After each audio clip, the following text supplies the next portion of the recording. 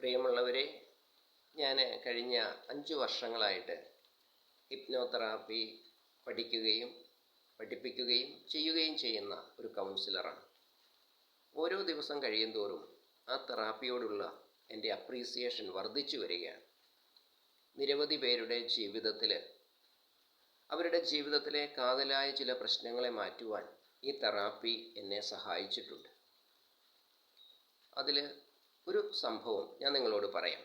എൻ്റെ അടുക്കൽ ഒരു 40 വയസ്സടുത്ത് പ്രായമുള്ള ഒരു വ്യക്തി വന്നു. ഈ വ്യക്തിയുടെ പ്രശ്നം അദ്ദേഹത്തിന് ഇംഗ്ലീഷ് സംസാരിക്കാൻ പറ്റുന്നില്ല എന്നുള്ളതാണ്. ഈ വ്യക്തി ഒരു ഇംഗ്ലീഷ് ടീച്ചറുടെ മകനാണ്. +2 ഇംഗ്ലീഷ് പഠിപ്പിക്കുന്ന ഒരു ടീച്ചറിൻ്റെ മകനാണ്. അപ്പനൊരു ബിൽഡിങ്ങൊക്കെ പണിത് കൊടുക്കുന്ന ഒരു കോൺട്രാക്ടറാണ്. ഈ വ്യക്തിയുടെ ഒരു സഹോദരി ഡോക്ടറാണ്. ഈ വ്യക്തിക്ക് ഇംഗ്ലീഷ് പഠിക്കാൻ പറ്റാത്തത് കൊണ്ട് ഇംഗ്ലീഷ് മീഡിയത്തിൽ ചേർത്തു. അവിടെ നിന്ന് മലയാളം മീഡിയത്തിലേക്ക് മാറ്റി.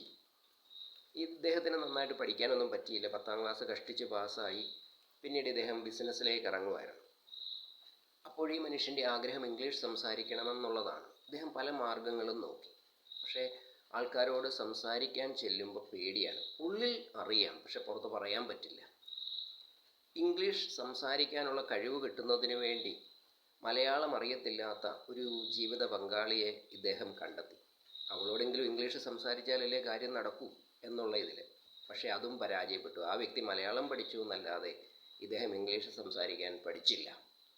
ഇങ്ങനെ ലൈഫ് മുന്നോട്ട് പോയി. പല കൗൺസിലിങ്ങിനും പോയി. ഒന്നും നടക്കാതെ വന്നപ്പോഴാണ് എൻ്റെ അടുക്കൽ വന്നത്. അപ്പോൾ ഞാൻ അദ്ദേഹത്തിനെ ഹിപ്നോതെറാപ്പിക്ക് വിധേയമാക്കി. അപ്പോൾ എനിക്ക് മനസ്സിലായി, ചെറുപ്പത്തിൽ വന്ന എന്തോ ഒരു ബ്ലോക്കാണ്, മൈൻഡ് ബ്ലോക്കാണ്. ചെറുപ്പത്തിൽ ഏതെങ്കിലും നെഗറ്റീവ് ഇൻജങ്ഷൻസ് കിട്ടിയിട്ടുണ്ട്. അതുകൊണ്ടാണ് ഈ പേടി വന്നിരിക്കുന്നത്. ഞാനിങ്ങനെ അദ്ദേഹത്തെ ട്രാൻസ്സ്റ്റേറ്റിലേക്ക് കൊണ്ടുപോയി. അദ്ദേഹത്തിന് 10 വയസ്സ് മുതലുള്ള ആ പ്രായത്തിലൂടെ ഇങ്ങനെ ചെറുപ്പകാലം മുഴുവനൊന്ന് കടന്നുപോയി.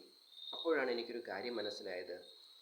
അദ്ദേഹത്തിന് ഇത് സംസാരിക്കാൻ പറ്റാത്തത് പിതാവിൻ്റെ ഒരു നിർദ്ദേശം അദ്ദേഹത്തിൻ്റെ ഉപബോധ മനസ്സിൽ ആഴത്തിൽ പതിഞ്ഞതുകൊണ്ടാണ്.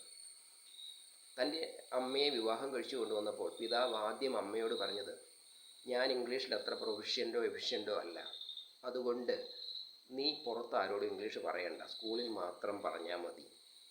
കാരണം എൻ്റെ മുന്നിൽ നിന്ന് നീ ഇംഗ്ലീഷ് പറഞ്ഞ് ഷൈൻ ചെയ്യുന്നത് എനിക്കിഷ്ടമല്ല. ഞാൻ ഇംഗ്ലീഷ് പഠിക്കാൻ കപ്പാസിറ്റി ഉള്ള ആളാകുമ്പോൾ, ഇംഗ്ലീഷ് പറയാൻ കപ്പാസിറ്റി ഉള്ള ആളാകുമ്പോൾ നീയും പറഞ്ഞു. ഈ കുഞ്ഞ് ഉദരത്തിലായിരുന്ന സമയത്തെല്ലാം ഈ അമ്മയോട് ഇത് പറയുമായിരുന്നു. ഇവൻ വളർന്നു വന്ന ഇവൻ 1 വയസ്സൊക്കെ ആകുന്ന സമയത്തും ഈ ഒരു നിർദ്ദേശം, അമ്മയ്ക്ക് കൊടുത്ത നിർദ്ദേശം, അത് ഇവനെയാണ് ബാധിച്ചത്. ശരിക്കും ഇവന് ഇംഗ്ലീഷ് പറയാൻ പറ്റിയിട്ടില്ല. എന്നാൽ അപ്പൻ പിന്നീട് ഇംഗ്ലീഷ് നന്നായിട്ട് സംസാരിക്കുന്ന ആളായി മാറി. പക്ഷേ ഇവനത് സാധിച്ചില്ല. എന്തായാലും ഹിപ്നോതെറാപ്പിയിലൂടെ ഈ കോർ റീസൺ കണ്ടെത്തിയപ്പോൾ എനിക്കതിനെ കറക്റ്റ് ചെയ്ത് കൊടുക്കാൻ പറ്റി. ഇന്ന് ആ മനുഷ്യൻ നല്ല രീതിയിൽ ഇംഗ്ലീഷ് പഠിക്കാനും സംസാരിക്കാനുള്ള തീരുമാനമെടുത്തുകൊണ്ട് പോയിരിക്കുന്നു. അതിനുള്ള കോൺഫിഡൻസ് അദ്ദേഹത്തിന് ഇവിടെ തന്നെ ആർജിച്ചിരിക്കുന്നു. ഹിപ്നോതെറാപ്പിയിലൂടെ നമ്മുടെ നിരവധിയായ പ്രശ്നങ്ങൾക്ക് നമുക്ക് പരിഹാരം കണ്ടെത്താൻ പറ്റും.